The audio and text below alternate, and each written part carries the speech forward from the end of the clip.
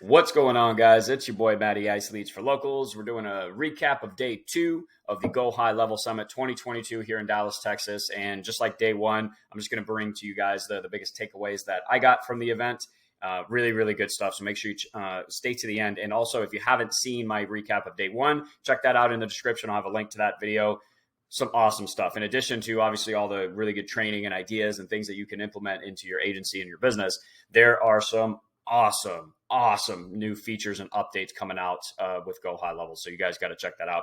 But anyways, let's get into this. So the first speaker was Joey Yak, and this stands for You Already Know. I thought that was really cool. And I got a lot of mindset training from this segment. He did talk a lot about the power of using video and entertaining videos and, making people laugh. And he has a really cool concept. He makes basically rap songs around a business's offer and what they do. And so he creates really, really entertaining videos that people then use in their marketing, and it works really, really well. So, but I already do a lot of video in my business. I definitely took some things from it. But again, the biggest things I got from Joey was the mindset, because he just has an incredible story. Just where, like, his background, where he came from, really, really inspiring. And so the first thing was people won't pay attention to you until you give them something to pay attention to. And video is really good for that. Like, if you're just putting out your standard, basic, kind of boring stuff, not really mixing it up, not really changing it. Like, basically people are just scrolling past the stuff that you're sharing, right? So that was one of the things that he was talking about. So implementing video into your business, really great way to get people to pay attention to you.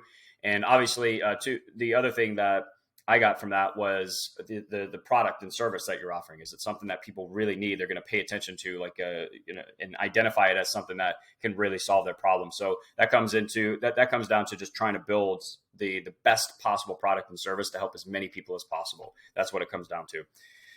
Everything is preparation to your true promise. This really resonated with me because it's been one hell of a journey, man. And I don't know where you guys are at in your business right now, but when I look back, it's really hard to think of it like this when you're struggling and you're not where you want to be. Maybe you're like, I struggled with depression for a long time. I drank a lot to try and numb that pain. And, you don't think about this while you're going through that, but on the other side of that, right? Assuming you don't quit, which I try to tell you guys all the time, keep going, keep getting better, right? All of that stuff, whether it's like a truly preparation for where you're going, it's an asset. Okay. All the stuff that you go through is an asset that you can use later on down the road. And it just becomes part of your story. And people really resonate with your journey, basically. Right. So I thought that was really powerful. Just a different way to think about it. If you're struggling right now and you're just not where you want to be, just keep something like this in mind. That it resonated with me anyways. Everything you're going through is just one more asset, one more part of your story that you're going to be able to use later on. That's going to help other people as well. Right. And then you never know how much success is on the other side of what you refuse to do. Say that again. You never know how much success is on the other side of what you refuse to do. And I try to get clients and students to do video all the time. Like, I always recommend starting some type of YouTube channel, putting video in your funnels and all that stuff, right?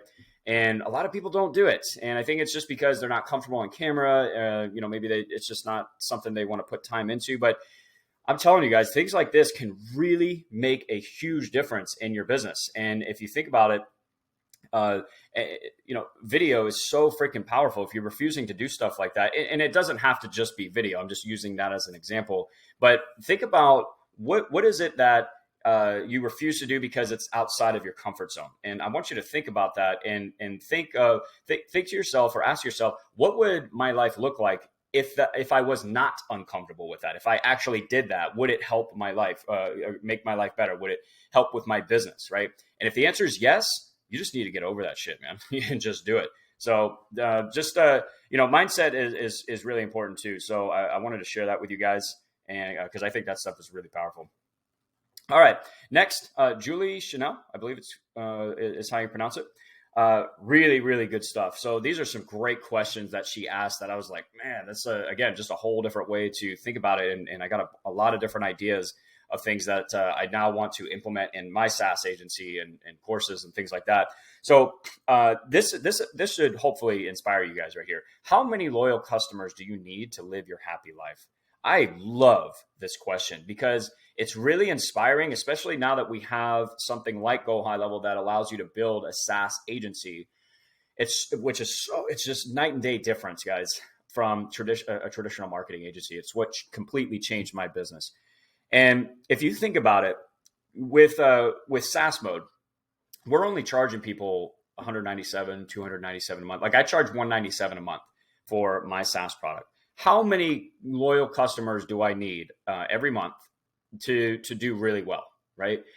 I mean, if you think about it, you only need 50 to 100 clients. Obviously you want to go beyond that, but getting 50 to 100 clients in your SaaS agency is not difficult, guys, because it's so much more affordable for clients.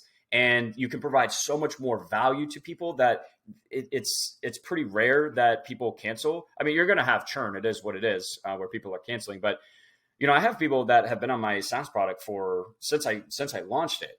And as long as you're creating or you're providing a lot of value to your clients, getting to 50 to 100 clients, it does not take that long. And if you're charging $197 a month, you get 100 clients. That's $20,000 a month in recurring revenue. You get to 50 clients, that's $10,000 a month. What would an extra $5,000 a month, 25 clients at $197 a month? Do you really think you can't get 25 clients at $197 a month? You're crazy. Assuming that you build something really, really great for the industry you go after. So I really like that question because it makes it seem like it's actually attainable. Like sometimes when we think about making $10, $20, $30,000 a month, it seems out of reach because of where we're at right now. It's really not, though. So when you put it into that perspective, I think it's really inspiring. It keeps you in the game, and it's that belief system that I can actually get there. It's really not that difficult. And then how much this kind of goes with question one: how much does your ideal life actually cost? Like one of I think she said that on average, you need about, like, if you're doing like crazy amounts of travel and you want the beachfront property and the nice cars and stuff like that, you need about 800. She was, let's see, I think it was $800,000 was the number that she threw out there. $800,000 a year. And again, it seems like a lot of money, but if you put it into perspective, it's not a ton, right? Like, again, if you can get to 100 clients, you can get to 200 clients. And if 100 clients is giving you 20,000 a month, get to 200, that's $40,000 a month. I off the top of my head, I don't know what 800,000 is, but anyways, if you're making multiple six figures a year, like, you don't need to make millions and millions of dollars in order to live your happy life. I think that's the point. And when you break down like how much it actually costs, it gives you something to actually work towards. So I really like that. Always start with the problem in mind. So this comes down to knowing your audience. I think like what problem, what's the biggest problem that I can solve, and then you start building your SaaS product or whatever product and service you're offering. You build it around solving that problem, as opposed to trying to use every single little feature inside of Go High Level. How about we take the top 3 to 5 features that can solve this specific problem, and that's what you start with. I really like that. What problem are you happy to solve? I think this is really important, because if you don't wake up at least a little bit excited to get to work and keep building, keep growing, making your product better and better, reaching out to people, having conversations, all that stuff. If it's something you dread, you're not going to stick with it long enough. Like you're going to want to quit. It's not something that should be a pain to do. Like you should enjoy solving this problem for people. Who struggles with this problem comes down to knowing your audience. What kind of community do they want to be a part of as well? And this is something that I really took away from this part of the training, because right now in my SaaS agency, we've got really good product. People are getting great results. We're getting a lot of leads in the pipeline. We're getting appointments booked and applications submitted and all that good stuff. But obviously, I'm always looking to make it better. And some of the things that I got from this was, some of it was good to hear, because I already have it in place. Like I have a really good onboarding experience. That's really important, guys. Making sure that your clients know how to use your product and service, so that they can get results really, really fast, just as quick as possible, and not making it very difficult, which is the next point here. Are you creating a 6-inch putt for your customers? Meaning, is it really difficult to get started and use your product or service? Or have you already driven the ball 400 yards? They just need to tap it in, as Gilmore would say, right? They just need to tap it in. Like, it's like very, very minimal effort, very, very minimal work to get started and to start getting results. So if there's anything that you can make easier for your clients, you absolutely want to do that. So, and then also, so these are a couple of ideas that I got just like building the community. I'm going to be implementing Zoom office hours for my SaaS product. And basically that is setting a certain day and time, basically just having a calendar specifically for your clients that they can book with you or your team. And if they need whatever it is they need help with, right? So instead of, because right now I don't have anything like that. We'll do like a live Q&A every month or two, but I know I need to be more consistent with that so that I know that my clients know they can always get the help they need, regardless of what it is. And obviously that's going to be really good for customer loyalty, reducing churn, et cetera, making sure people are getting results. Have multiple entry points for getting help. This, I'll just give you an example. For things that I use. And this is what Julie does, or some of what Julie does as well. Facebook group. You guys got to have a Facebook group in your agency, a way for people to join the community, connect with others, reach out to you in the group, post in the group to get help, right?